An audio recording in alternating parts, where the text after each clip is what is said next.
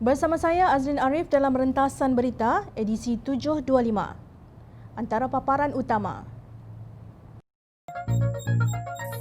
Ramai ahli Bersatu keluar parti.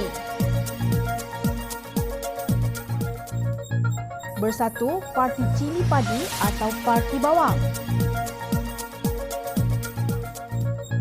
Sanggupkah PAS dan Bersatu guna lambang dacing? Menteri kata lantikan politik untuk semak imbang GLC.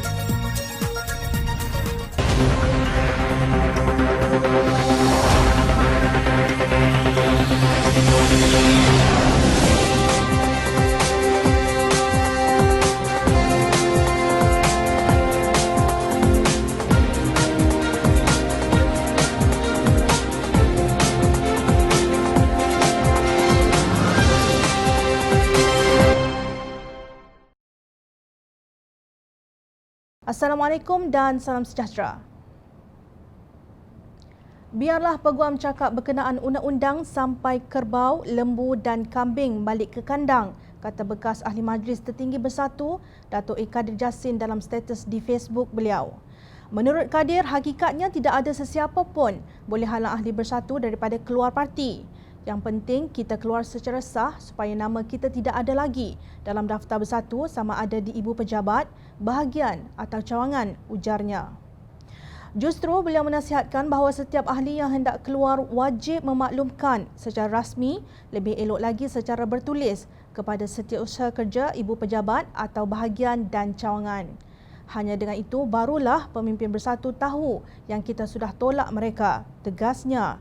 Beliau mengulas kenyataan Peguam Muhammad Siddiq Azani yang juga Ketua Penerangan Armada Putrajaya bahawa pembubaran Bersatu bahagian Kelang seperti yang diumumkan bekas ketuanya Datuk Syed Abdillah Syed Abdul Aziz adalah tidak sah kerana tidak mengikut perlembagaan parti itu.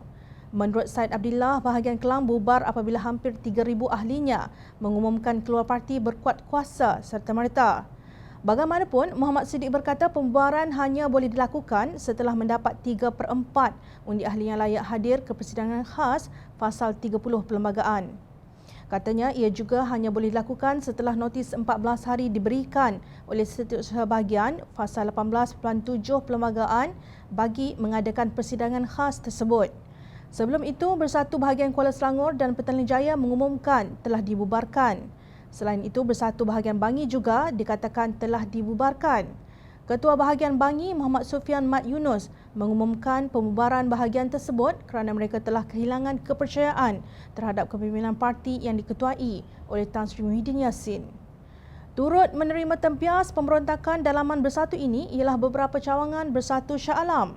Tindakan mereka merupakan kesan langsung terhadap keputusan bekas pengurusi Bersatu Tun Dr. Mahathir Mohamad yang mengumumkan bahawa beliau akan menubuhkan sebuah parti politik baru. Datuk Seri Mukhriz Mahathir dilantik sebagai presiden bagi parti baharu tersebut. 3 ahli Dewan Undangan Negeri dari Selangor diumumkan bersama dengan parti baharu itu yang belum dinamakan. Ahli Dewan Undangan Negeri yang akan menyertai parti itu adalah Ahli Dewan Undangan Negeri Kuang, Salihuddin Amiruddin, Ahli Dewan Undangan Negeri Batang Kali, Harumaini Omar dan Ahli Dewan Undangan Negeri Jeram, Syahid Rosli. Menurut Tun Dr. Mahathir, parti baharu ini akan mendukung dasar Bersatu seperti mana di awal penubuhannya dulu. Itulah antara perpecahan yang sudah berlaku kepada Bersatu setelah parti itu keluar dari Pakatan Harapan pada Februari lalu dan membentuk Perikatan Nasional bersama PAS, UMNO, GPS dan beberapa parti kecil di Sabah. Di sebalik cakap besar bahawa Bersatu sebuah parti yang hebat kerana presidennya merupakan Perdana Menteri Malaysia, ternyata perbuatan Muhyiddin yang menebuk atap untuk membentuk Perikatan Nasional itu tidak mendapat restu akar umbi parti itu sendiri. Pemimpin Bersatu boleh menafikan bahagian atau cawangan mereka tidak bubar, namun tanpa pimpinan akar umbi yang asal, bagaimana parti itu akan berfungsi jika pilihan raya umum ke-15 diadakan dalam masa terdekat adalah menjadi tanda tanya. Timbalan Menteri Belia dan Sukan Wan Ahmad Faisal berkata Bersatu sebagai parti cili api kerana memiliki 2 Perdana Menteri dalam tempoh 3 tahun iaitu Tun Dr. Mahathir Mohamad dan Tan Sri Muhyiddin Yassin. Wan Faisal secara tersirat menyebut seolah-olah parti itu walaupun kecil ia amat berkuasa. Malah dalam sebuah video yang tular, Wan Ahmad Faisal mengaku memberi surat sokongan bagi mendapatkan imbuhan kerajaan. Sebagai Timbalan Menteri dan insya-Allah Ketua Armada Nasional akan permudahkan dengan bagaimana saya keluarkan surat sokongan sebagai Timbalan Menteri, sebagai Ketua Armada, dan saya akan buat salinan kepada Yang Amat Berhormat Tan Sri Perdana Menteri. Ya. Itu guna jawatan. Dengan kenyataan tersebut, beliau didakwa menggunakan kedudukannya bagi meraih undi untuk dipilih sebagai Ketua Pemuda Bersatu Armada. Kenyataan itu dikecam pelbagai pihak termasuk Ketua Pergerakan Pemuda UMNO, Datuk Dr. Ashraf Wajdi Dusuki.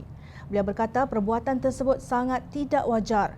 Saya ingin jelaskan dan tegaskan di peringkat Pemuda UMNO Malaysia, kita sama sekali tidak mengizinkan atau tidak merestui sebarang bentuk usaha atau inisiatif atau guna pakai kedudukan sebagai menteri atau timbalan menteri untuk kita lakukan sesuatu bertentangan dengan prinsip undang-undang, kata Ashraf dalam satu kenyataan di peti UMNO Online. Setelah dikecam, timbul pula penjelasan daripada Esko Armada Zikri Zulkifli, kononnya surat sokongan itu bukan untuk mendapatkan projek tetapi membantu anak muda menjadi lebih efisien. Saya lihat ramai yang telah salah faham dan menyalahertikan janji tersebut sebagai satu cubaan untuk menyogok para perwakilan Armada dengan surat sokongan bagi mendapatkan projek ataupun tender kerajaan, katanya dalam satu kenyataan di Facebook beliau. Menurut Zikri, surat sokongan yang dimaksudkan adalah surat sokongan yang akan dibuat bagi membantu ahli-ahli armada di akar umbi supaya dapat menjadi lebih efisien di dalam gerak kerja, membantu masyarakat setempat terutama golongan belia dan anak muda.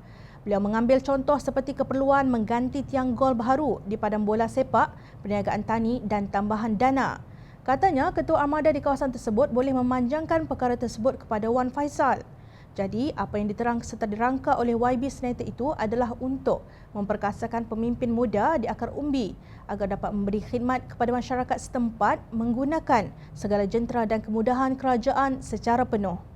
Dia mahukan pemimpin akar umbi armada dilihat betul-betul mampu menabur bakti serta berupaya menyelesaikan masalah masyarakat, terutama perkara yang melibatkan kerajaan, bukanlah untuk menyogok para perwakilan dengan projek atau tender, tegasnya. Baiklah, kita bersangka baik. Kata-kata Wan Faisal bukan untuk menyogok perwakilan supaya memilihnya untuk jawatan Ketua Armada. Namun, hakikatnya di sana sini kedengaran berita bahagian bersatu didakwa bubar. Kemudian berita itu disambut oleh satu pihak yang menafikan. Belum pun Parti Baharu Tun Dr. Mahathir Mohamad dilancarkan, banyak bahagian bersatu sudah tunggang langgang. Begitulah kisah bersatu dari Kedah, Selangor dan Johor.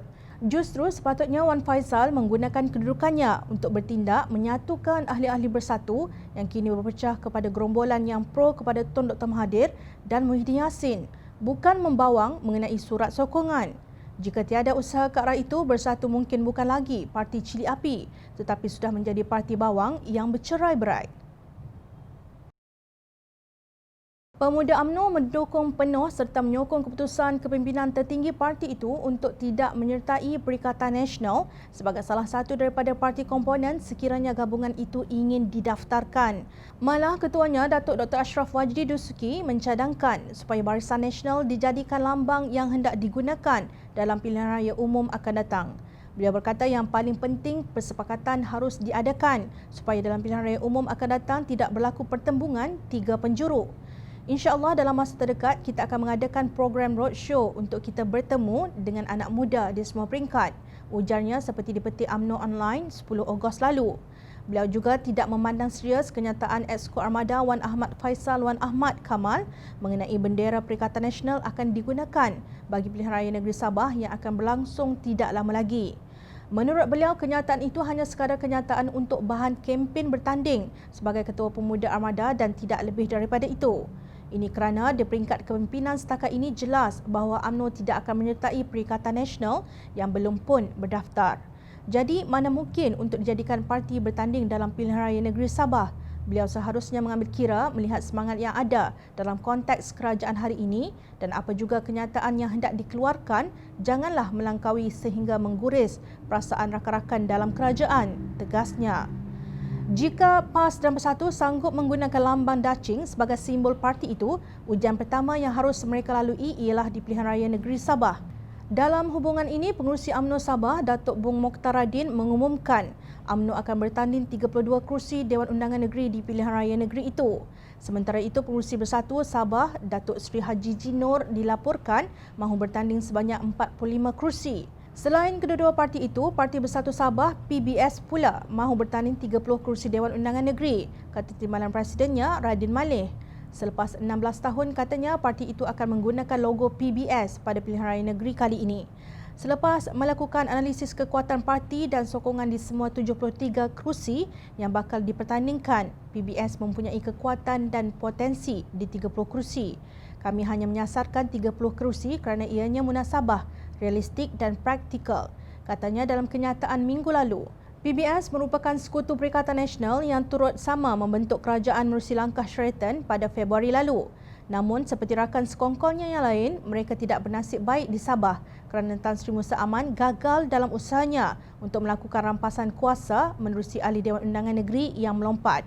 Malang bagi mereka kerana Yang di-Pertua Negeri Tun Haji Johar Mahiruddin mengambil keputusan menolak majoriti mudah Musa Aman untuk dilantik terus sebagai Ketua Menteri baharu menggantikan Datuk Seri Muhammad Syafiee Abdal. Persoalannya, adakah wujud semangat kerjasama dalam Perikatan Nasional apabila setiap pemimpin punya idea tersendiri mahu menonjolkan parti masing-masing? Perpecahan dalam Bersatu dan persengketaan Muafakat Nasional Perikatan Nasional adalah berita baik buat warisan dan Pakatan Harapan.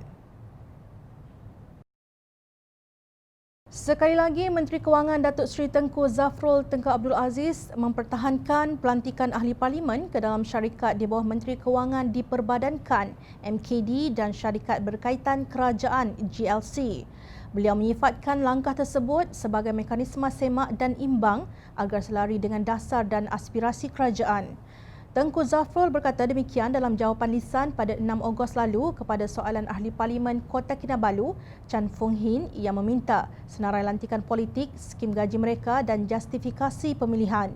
Katanya seramai 15 ahli parlimen, ahli Dewan Undangan Negeri, senator dan ahli parti telah dilantik sebagai pengerusi dan ahli lembaga pengarah MKD, manakala hanya 2 ahli politik dilantik di bawah seliaan kementeriannya.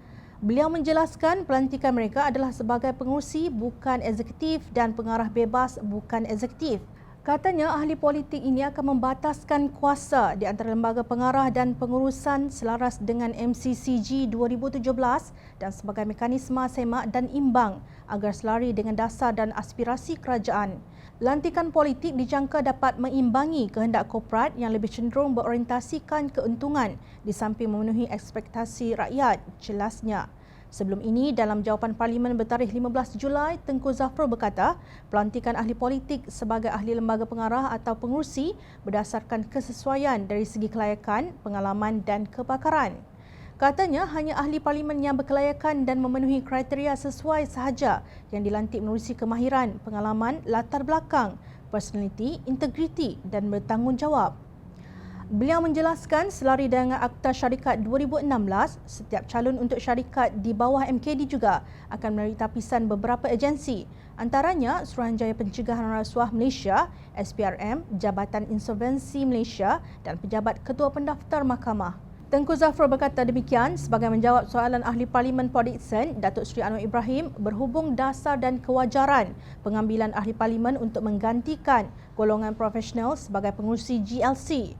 Pelantikan ahli politik adalah sebagai pengerusi bukan eksekutif yang mana terdapat batasan kuasa antara lembaga pengarah dan pengurusan selaras dengan Malaysian Code of Corporate Governance 2017 dan mekanisme semak dan imbang, katanya.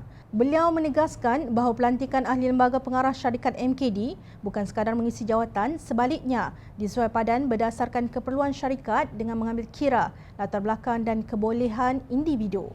Katanya bagi syarikat MKD yang tersenarai di Bursa Malaysia, pencalonan sebagai pengerusi atau ahli lembaga pengarah akan melalui pertimbangan jawatan kuasa pencalonan dan imbuhan serta lembaga pengarah syarikat. Beliau berkata buku hijau berkaitan meningkatkan keberkesanan lembaga pengarah 2006 menggariskan beberapa kriteria untuk melantik individu yang berwibawa dan berkebolehan ke dalam GLC. Bagi syarikat yang tidak tersenarai pula, beliau berkata proses sama berlaku tetapi tanpa melibatkan Bursa Malaysia.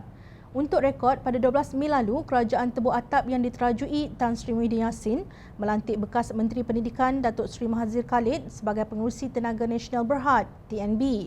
Mahathir dilanda kontroversi apabila terbabit dengan kes pembekalan sistem solar hybrid kepada 369 sekolah luar bandar di Sarawak bernilai 1.25 bilion ringgit.